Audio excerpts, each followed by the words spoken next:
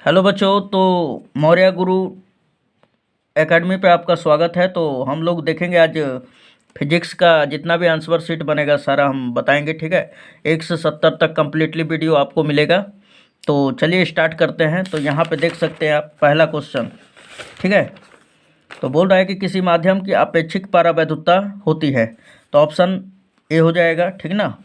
अब देखिए question number 2, एक बिंदु आवेश Q से R दूरी पर विद्युत विभव का मान होता है। ऑप्शन नंबर ए, ठीक।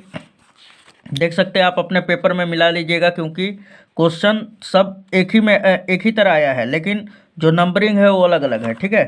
तो क्वेश्चन नंबर अब तीसरा पे हम लोग आ जाते हैं। यहाँ पे दिया हुआ है कि आवेश का पृष्ठ घनत्व बराबर होता है। ऑप्शन नंबर बी हो जाएगा यहाँ पर, ठीक है। आप देख ही रहे हैं यहाँ पर, है ना। अब उसके बाद पानी का पारावैद्युत स्थिरांक होता है। ऑप्शन नंबर ए 80 होता है हमारा। उसके बाद पांचवा दिया है आर त्रिज्या की पृथ्वी की विद्युत धारिता होती है। तो यहाँ पे ऑप्शन नंबर बी हो जाएगा 4πε0 आर, है ना। चलिए 6 नंबर देखते हैं। क्वेश्चन नंबर 6 यहाँ पे बोल रहा है कि 1 एम्पियर बराबर होता है। तो option is first, one coulomb upon में हो जाएगा 1 सेकेंड, ठीक। अब देखिए क्वेश्चन नंबर 7 क्या कह रहा है, विद्युत वाहक बल की इकाई होती है, क्या होती है दोस्तों, तो वोल्ट होती है। क्वेश्चन नंबर 8, टी समय तक धारा आई के प्रवाह के कारण आर प्रतिरोध के चालक में उत्पन्न ऊष्मा होती है, क्या होती है, तो ऑप्शन नंबर सी, ठीक है। आप ज़्यादा इसमें समझिए मत, बस ज़्यादा आप ये मिला लीजिए कि आपका कितना सही है ना। एकदम लास्ट तक वीडियो देखते रहिए, पूरा एकदम कम्प्लीटली, एकदम एक भी क्वेश्चन का आंसर रॉन्ग नहीं मिलेगा आपको। देखिए 5 टेस्ला का चुंबकीय क्षेत्र बराबर होता है। Option number C. 9 question complete. Question number 10 पे आ जाते हैं। प्रत्यावर्ती धारा का आरएमएस मान आईआरएमएस और प्रत्यावर्ती धारा का शिखर मान आई नॉट के बीच संबंध होता है। ऑप्शन नंबर सी हो जाएगा। अच्छा क्वेश्चन नंबर अब 10 पे हम लोग 11 पे अब आ जाते हैं। तो क्वेश्चन नंबर 11 क्या कह रहा है, कोणीय आवृत्ति ओमेगा वाले प्रत्यावर्ती धारा परिपथ में यल प्रेरकत्व वाले प्रेरक द्वारा उत्पन्न प्रेरणिक प्रतिघात का मान होता है। तो ऑप्शन नंबर यहाँ पे बी हो जाएगा, B is the right answer. Okay question number हम लोग 12 देखेंगे। बोल रहा है कि शक्ति गुणांक के लिए निम्नलिखित में कौन सा संबंध सही है। तो यहाँ पे ऑप्शन नंबर सी हो जाएगा। शक्ति गुणांक जो होता है यथार्थ माध्य शक्ति बटा में आभासी माध्य शक्ति के बराबर होता है, ठीक है। चलिए क्वेश्चन नंबर 13 हम लोग देख लेते हैं। बोल रहा है कार्बन प्रतिरोध के हरे रंग के कोड होते हैं। तो यहाँ पे ऑप्शन नंबर सी ऑप्शन हो जाएगा, 5 होते हैं, ठीक है। अब चलिए क्वेश्चन नंबर हम लोग देख लेते हैं 14 क्या बोल रहा है कि चुंबकीय क्षेत्र वेक्टर बी में वेक्टर भी वेग से गतिशील आवेश क्यू पर लगने वाला बल का व्यंजक क्या होता है। तो option number A is the right answer होगा। Vector F M is equal to Q into vector भी क्रॉस वेक्टर बी होता है, ठीक है। अच्छा क्वेश्चन नंबर 15 देख लेते हैं हम लोग। ट्रांसफार्मर के लिए निम्नलिखित में से कौन सही है। तो option is D, D is the right answer, है ना। चलिए आगे क्वेश्चन नंबर 16 देख लेते हैं। चुंबकीय ध्रुव प्राबल्य का एसआई मात्रक क्या होता है। तो एम्पियर मीटर होता है। ऑप्शन इज सी, राइट, यहाँ पे डी हो जाएगा, ठीक है, 15 का। चलिए उसके बाद नेक्स्ट देख लेते हैं। क्वेश्चन नंबर 17 बोला पृथ्वी का चुंबकीय ध्रुवों पर नमन कोण का मान कितना होता है। तो 90 डिग्री होता है दोस्तों। Option number B, B is the right answer, है ना।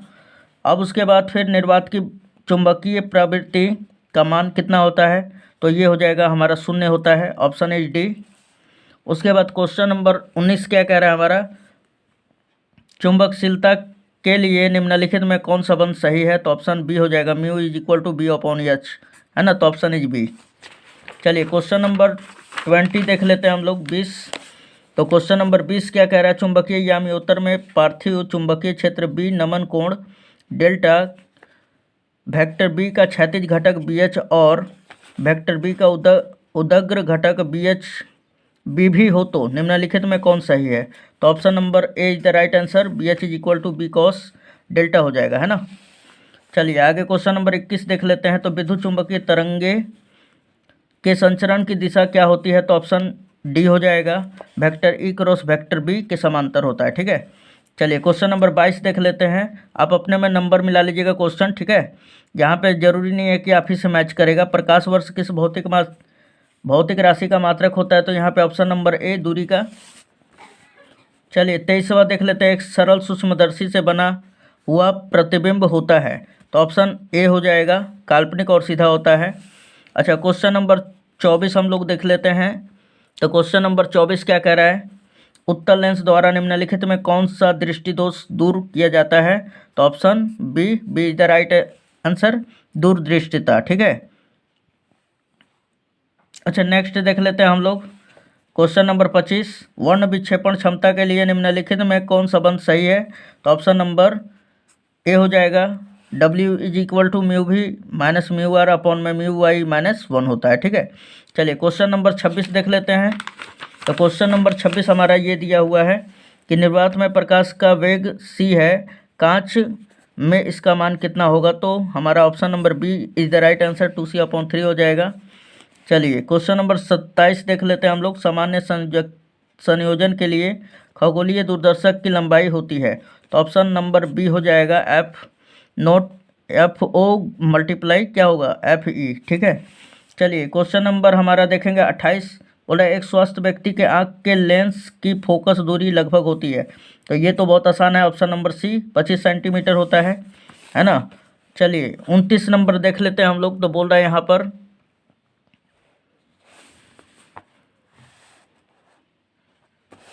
क्वेश्चन नंबर हम लोग 29 देख लेते हैं। बोल रहा है कि निम्नलिखित में किस भौतिक राशि की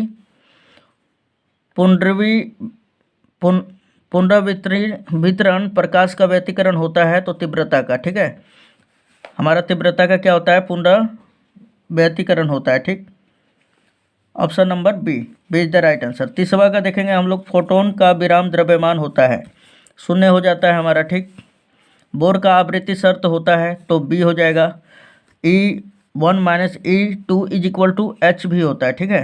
तो क्वेश्चन नंबर 31 तक कंप्लीट होगा। 31 का क्या हो जाएगा दोस्तों, बी।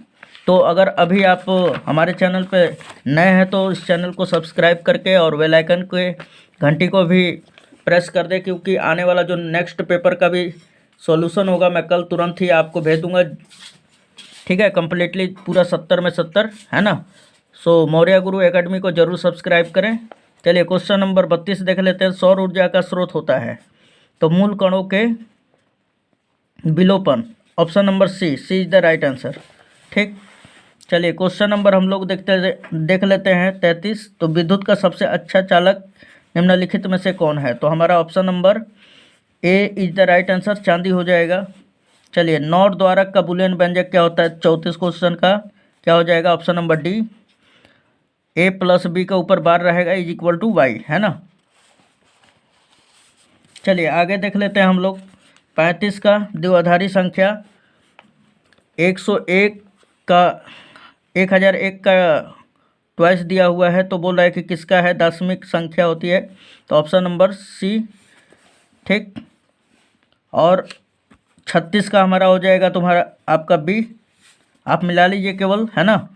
चलिए क्वेश्चन नंबर 37 हम लोग देख लेते हैं। इसमें बोला है 37 का, निम्नलिखित में कौन मौलिक कण है? तो हमारा अल्फा हो जाएगा। ठीक,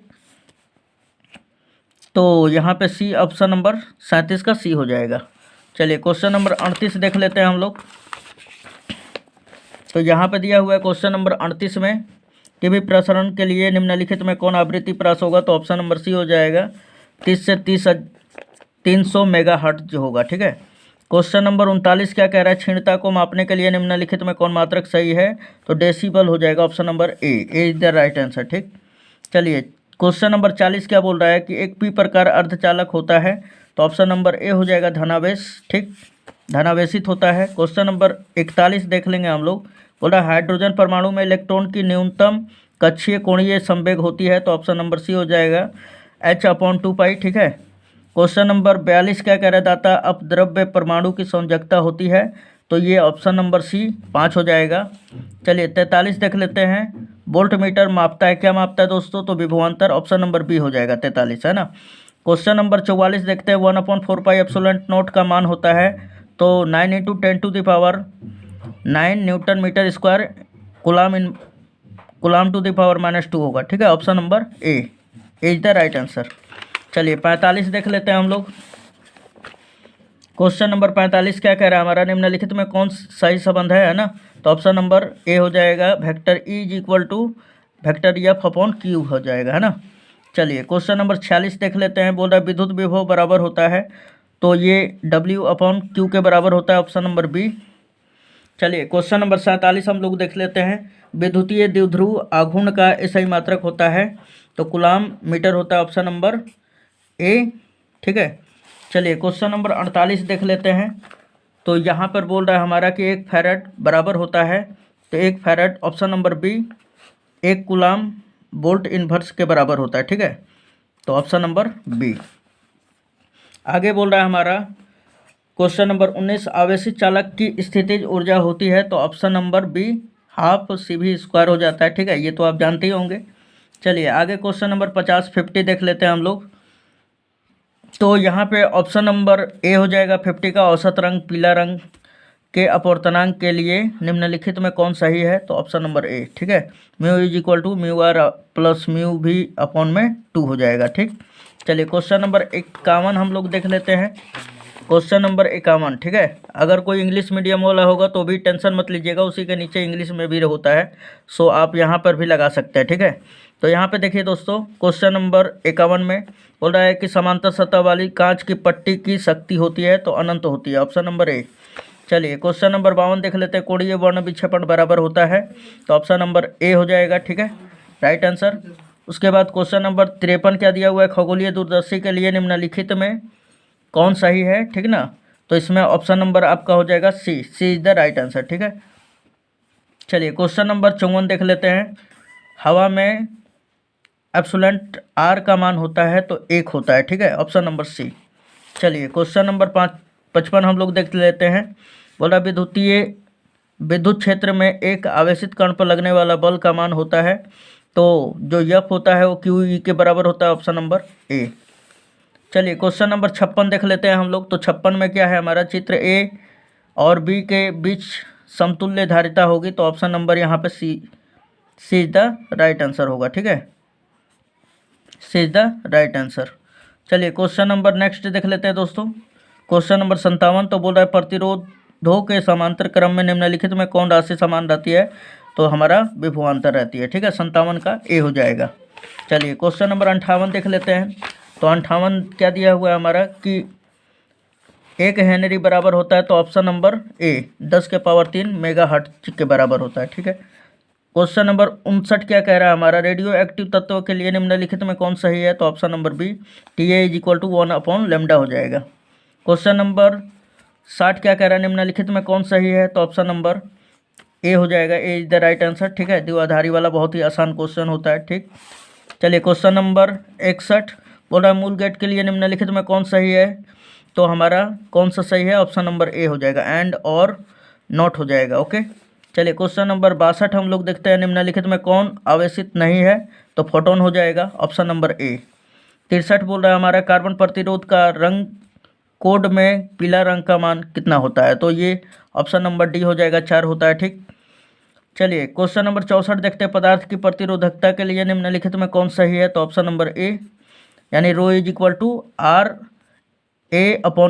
हो जाएगा, है ना। चलिए क्वेश्चन नंबर 65 देख लेते हैं हम लोग।